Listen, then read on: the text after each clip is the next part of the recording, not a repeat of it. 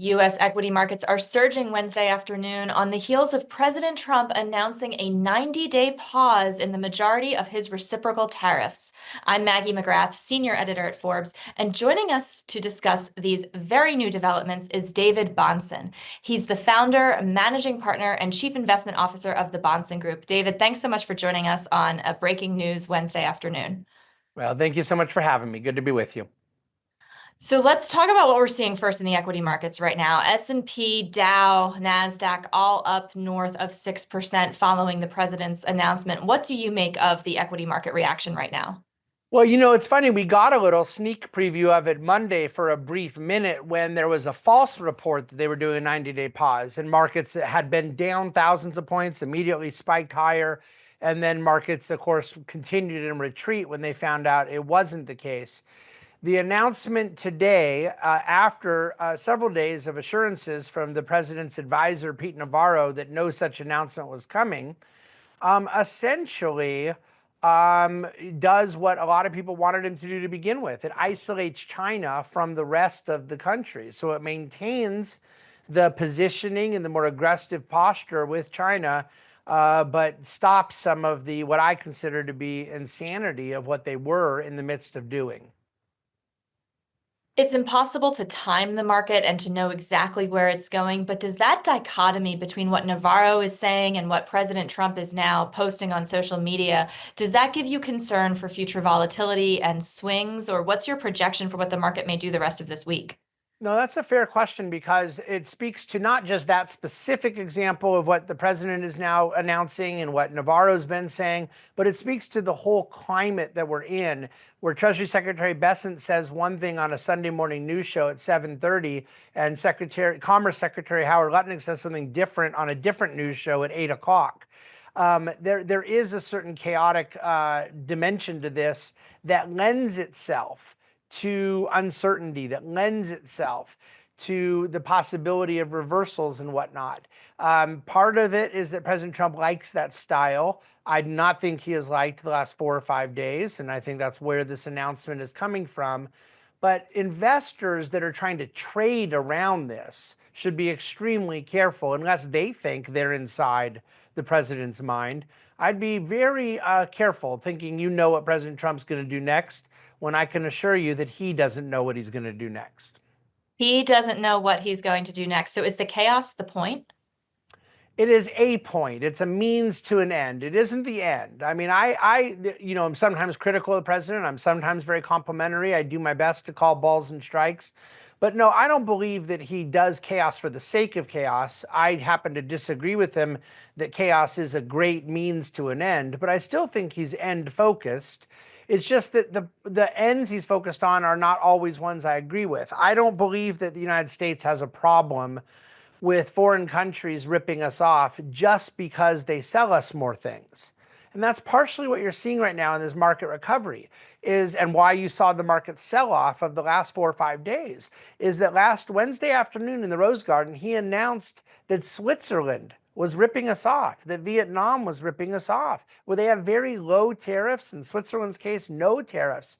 And the markets were not expecting that those countries were going to be included that way. But where does it come from? What is this end he's after? He believes that a country selling us more than we sell them is itself problematic. And I don't agree with that. So yes, the chaos is a means, but not the end. But even the end itself is sometimes nebulous. The end itself is nebulous. Very well put. What do you make of this 90-day pause? Over the last 4 or 5 days, the major Wall Street banks have been increasing the percentage odds for a recession this year.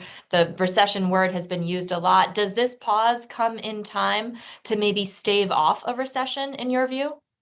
I hope so. I don't think so. I think that there's already been enough of a decline in capital expenditures and capital goods orders, in hiring, in R&D, that there's just a good possibility of a mild recession already because, I say this all the time to clients, demand can almost be turned on and off with a light switch.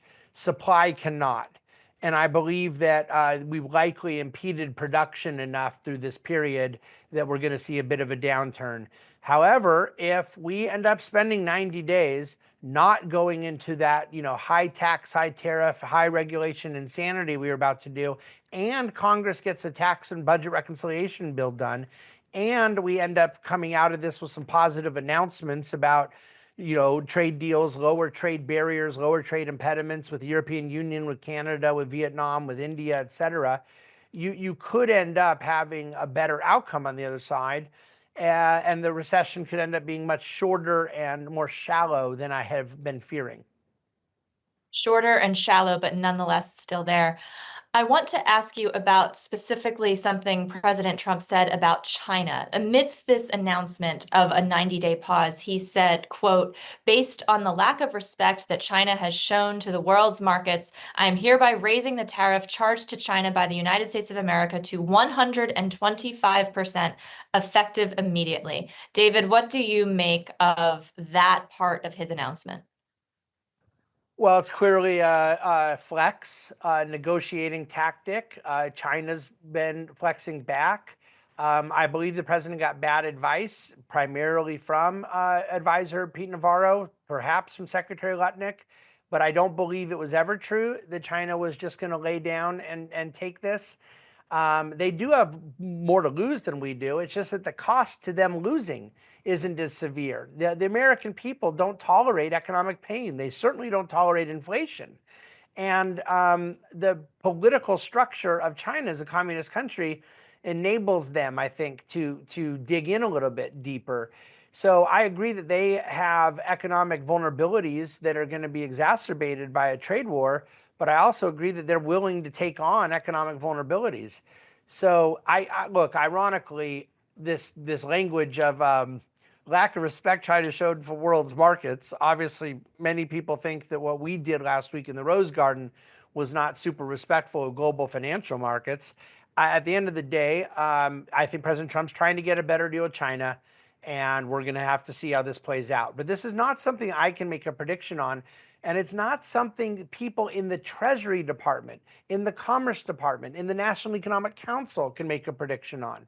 It is that wild right now and erratic how much it's moving around.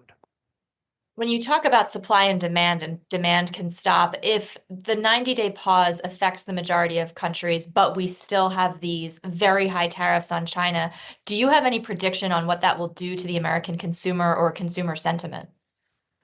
Well, it's going to make prices go higher on certain things. Some of it depends on the implementation, which I'm very unclear on right now. How they're going to collect, are there exemptions? Is there a process for waivers? See, a lot of people use the 2018 tariffs with China as a parallel. And they say, well, prices may not go up a lot because we did these other tariffs in 2018 and they didn't. But they don't realize that we granted over 1 million waivers, exemptions, exceptions. And of course, they were giving subsidies, I think 27 or $28 billion of subsidies to farmers. So how this happens is a big question. I mean, if the question you're asking me is what would happen to consumers if we literally had China tariff us 84% and us tariff them 125%, it would be substantially problematic. But the reason they're going to these extreme numbers is it's sort of a mutually assured destruction policy. You go to those numbers because you can't. Neither side can. And so it's supposed to force them to come up with some sort of detente sooner than later. Is this an effective negotiation strategy in your view? I've given up on trying to offer my own commentary on President Trump's negotiating tactics because what happens here, if I can just be a little political, is the fans of the president will come and say he got a great deal done, and the detractors of the president will say he accomplished nothing, and the truth is always somewhere in the middle. You can't ever answer. If you get some sort of deal, it doesn't mean the negotiation worked because you have to compare it to what you could have gotten if you hadn't done it the way you did it. And that's, to me, what I think gets missed in the conversation. I believe that we could have done this much better than we've done it. And no matter what the outcome ends up being, we could have gotten a better means and end. Yes.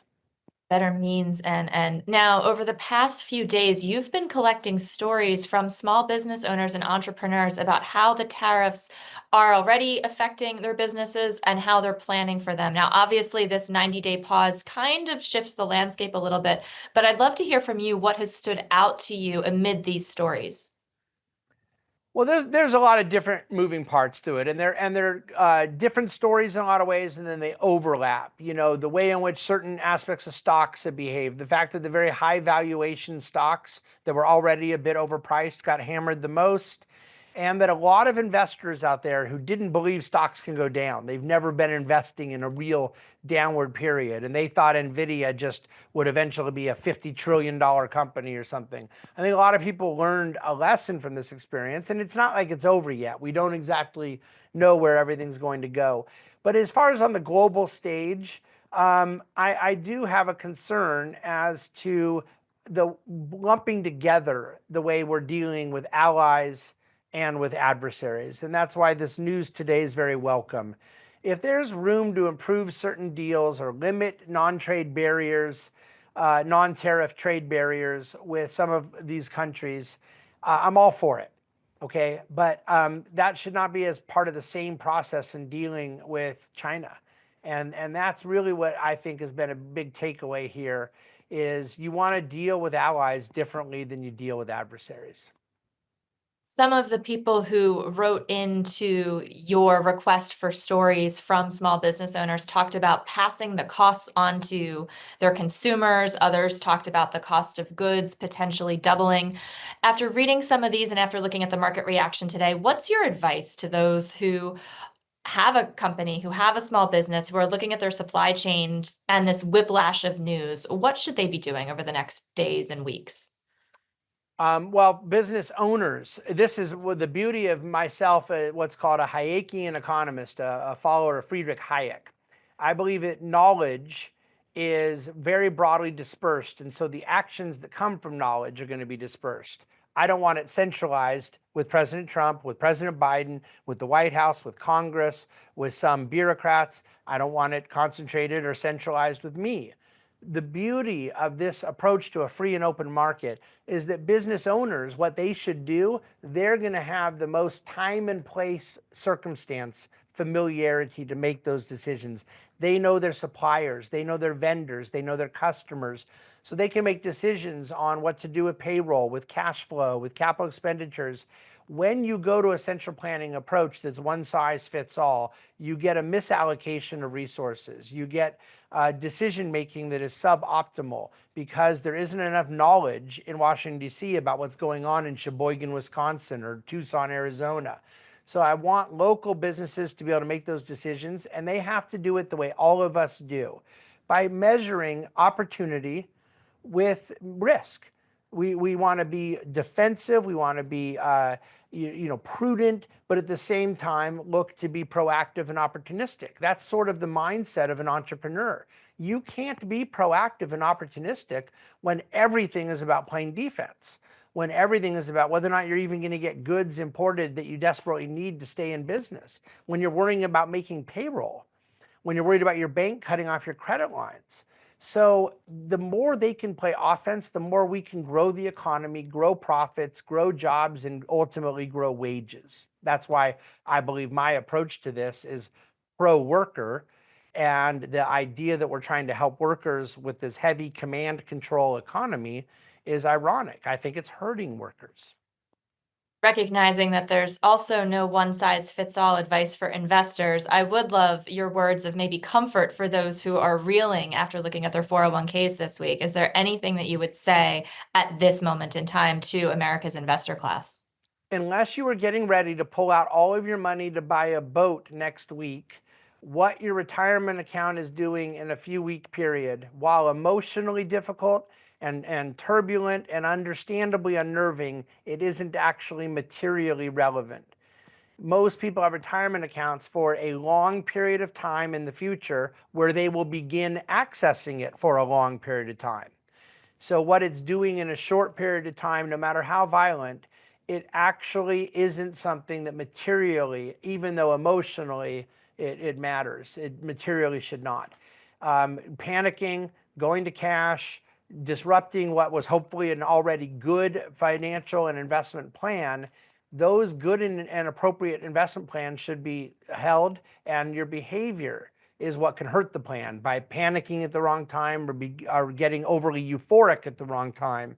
So this allocation that you use in creating a 401k is very, very important. And unfortunately, about every 5 years or so, on average, we go through periods like this. It's exactly 5 years ago now that we went through that month from hell with COVID. And markets dropped 36% in 31 days. And the fact of the matter is that COVID, this trade war, those aren't the only ones we've gone through. Going back over the 50 years I've been on planet Earth, it's happened about every 5 years. I've gone through 4 or 5 of them myself in my 25 years professionally managing money. And I think that investors can hurt themselves by taking rash actions. Very well said. Obviously, this afternoon's news is breaking, so there's a lot to digest, but I'm curious, what will be the primary questions that you will be asking over the next day, 2, or 7? What's at the top of your mind? Oh, it's got to be about China at this point. I mean, if there's a 90-day pause, you're just got to have to take for granted that in that 90 days, they're not going back to another Rose Garden speech where they announce that they're going to stick it to Cambodia again. I mean, that is out there, but I think that's now a very far left tail risk. The lower hanging fruit for where we are immediately is how this is going to be resolved by China. We threw the first punch, they punched back, and now we're in a trade war with the 2 largest economic powers on Earth. So there's much wood to chop here till we're out of the woods, no pun intended. A good pun nonetheless. David Bahnsen, thank you so much for joining Forbes on a busy news day. We so appreciate your time and your insight. Thank you for having me.